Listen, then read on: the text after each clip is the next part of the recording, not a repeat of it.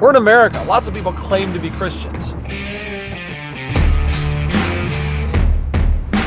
but not as many people really genuinely practice in the way they live Christianity. Well, if you had to make a measurement, what are some key, I guess, fundamental things that you think a person needs to believe about the world, just specifically, Eric? If you listed a few off, what would those be? I'd say number one, understanding the authority of Scripture. Yeah. That's probably the biggest one. Matter of fact, when I talk to Ken Ham of Answers in Genesis, he says regularly, he says, we are a biblical authority ministry. We want to call the church back to biblical authority. If we don't have it founded on that, what do we have? And I get it. People use logic, they use reasoning to say this is why marriage is the best. One man, one woman for life, because look at culture, it's the best for culture. It raises the best kids and all that. But that's only because that concept, that logic is consistent with the God of the Bible, the God of Christianity. So I think we have people wanting to only use the human reasoning and logic to come to these conclusions. Look at what pornography does. Therefore, pornography really is bad. It's not helpful. It hasn't helped relationships. It hasn't helped things. So the Bible is an authority, number one. Number one, Bible is authority. Number two, what else would you say? I almost wonder how to phrase this, because I've often wondered, how much do you have to have right about God to have the right God? That's a fantastic question. I've always asked myself, what if there's a list of 10 and I've got 7 of them right and 3 of them wrong? Now is it, you don't have the right God now. How much do you have to know about God to have the right God?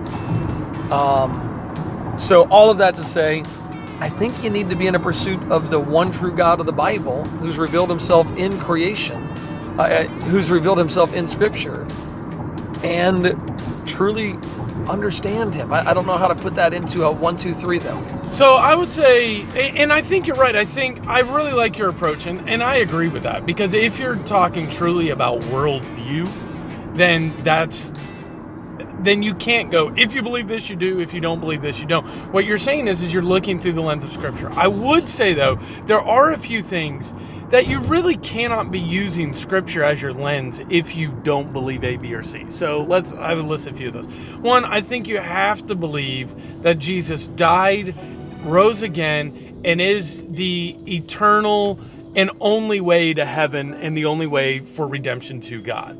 I don't think you're really looking at the world through the lens of Scripture if you don't believe that. I would say you have to believe that marriage is an exclusive relationship between a man and a woman. I don't think you can look through the lens of Scripture. I think you can add a lot of stuff to the Bible, but when you truly, genuinely, honestly open the Bible, you find a clear picture of marriage. So I would say that. I would say authority of Scripture. I think that would be a big one. How about this one? Sin is sin. It is morally wrong. It is against God. That there God. are moral absolutes, and that those moral absolutes, offending those things, separate you from God. Yeah, I would agree with that. That there is something called sin, and that you can't actually do things that offend God with your actions. I would agree with that. I think a quality definition of love is important.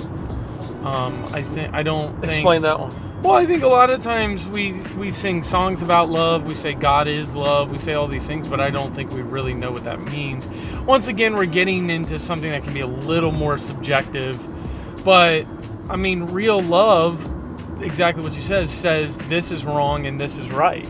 That's an aspect of real love. Now, real love is willing to go beyond when someone does something wrong and forgive them, but real love doesn't ignore wrongdoing. Real love forgives wrongdoing, and there's a big difference between the two. I don't know. It's tough to come up with a list, though, isn't it? I want to look at the questionnaire. I had looked at several of the questions in an article. I actually asked him about it.